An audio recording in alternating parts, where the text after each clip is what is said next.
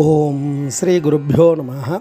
ஓம் come கணபதையே நம. நம்ம ஸ்ரீநிகேதன் வலைதளம் வாயிலாக முருகப்பெருமானுடைய சஸ்நாமத்திலிருந்து தினம் ஒரு நாமாவளியை சிந்திச்சுருக்கோம். இன்றைய தினம் 708வது நாமாவளியாக ஓம் யந்திரவதே நமாக. முருகப்பெருமான யந்திரத்தை உடையவருக்கு நமஸ்காரம் அப்படின்னு வர்ணிக்கிறது. யந்திரம் அப்படின்னா உபகரணம், மெஷின், எந்திரம், அதாவது தேவசக்தியை தாங்குகிற யந்திரம்.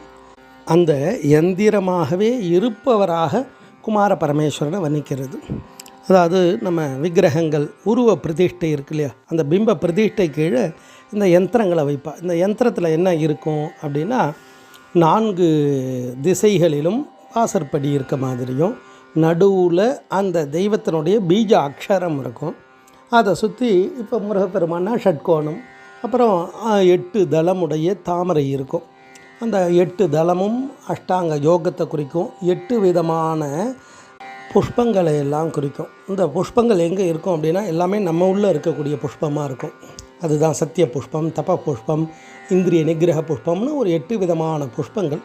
அந்த புஷ்பமாக இருக்கும் பொழுது அந்த புஷ்பங்களை எல்லாம் நாம் இறைவனுக்கு அர்ப்பணிக்கும் பொழுது அந்த இறை சக்தி அதன் உள்ளிருந்து வெளிப்படும். ஏன்னா சுவாமியை பூஜை பண்ணால் சுவாமி வருவாரா அப்படின்னா வரணும்னு அவசியம் இல்லை.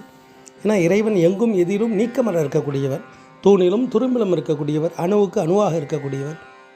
அப்போ அந்த இறைவனை நம்ம பூஜைகள், வழிபாடுகள் இதெல்லாம் செய்யும்பொழுது மனம் ஒருநிலைப்பட்டு தியானம் செய்யும்போது அந்த இடத்திலிருந்து இறைவன் வெளிப்படுவார்.